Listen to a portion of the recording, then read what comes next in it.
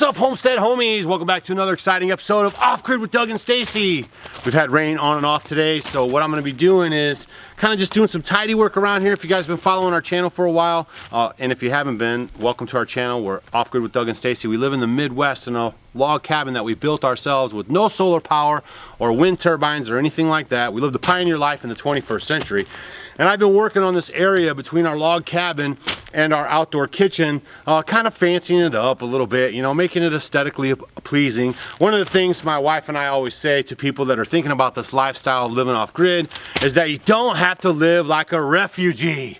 So we've got this area pretty good. We have a nice seating area for if company comes over, stuff like that. We have a little fire pit.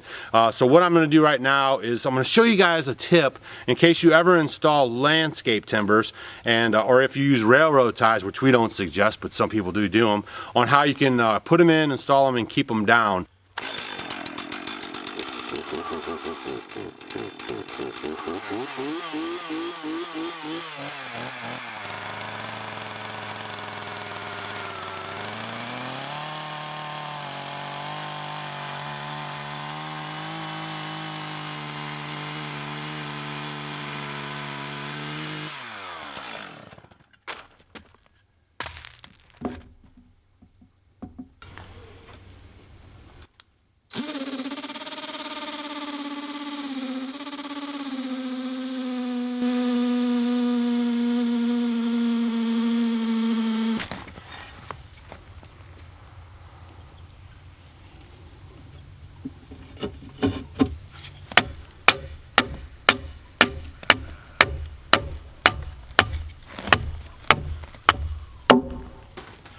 And the reason why we put these rebars in here is because it's going to keep the end from lifting up or from twisting out from bowing.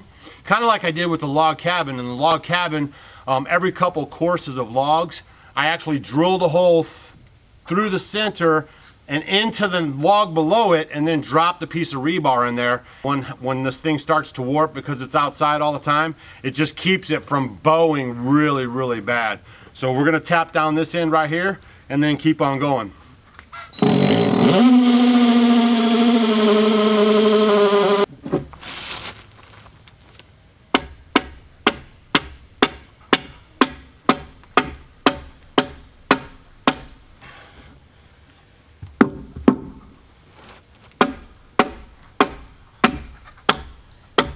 So that'll keep it sturdy on here, and then also I could put one in the middle, which I probably will do. And also what it'll do is, you know, when the grandkids come over and they start balance beaming on this thing, it won't flip off to one side.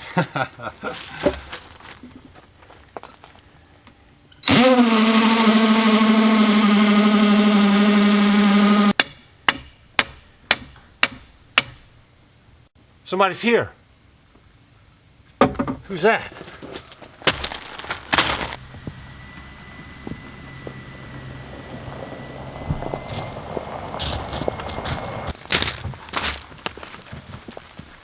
Whoa! It's old Mike from the Fit Farmer. Greetings! Greetings, friends! Man, I was just talking about needing help on the homestead, and now we have a guest here, so we're gonna get over here and see what we can pull out of our hat. And man, thanks for coming by. He's like, man, I know you need help. I'm coming. There we go. All right. Come today, bring a little bit of muscle. And he's got the muscle. That's why they call him the Fit Farmer. But I'm gonna show him what we're doing over here and see if he can't give us a hand. There we go.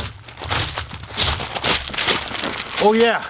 And he brought his daughter Selah, and she even has her Homestead Homie t-shirt on. If you haven't got one, the link's down below. So yeah, thanks for coming out, man. I really appreciate it. My pleasure. I never had anybody drive all the way from the East Coast before.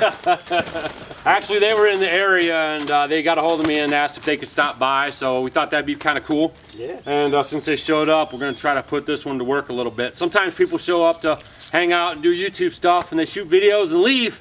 We're actually going to put him to work because he's got the guns. There we go. That's right, Fit Farmer. Bada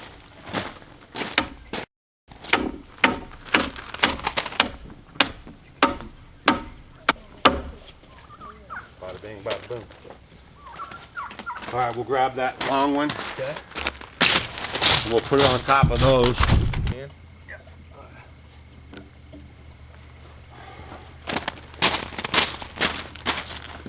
All the way to the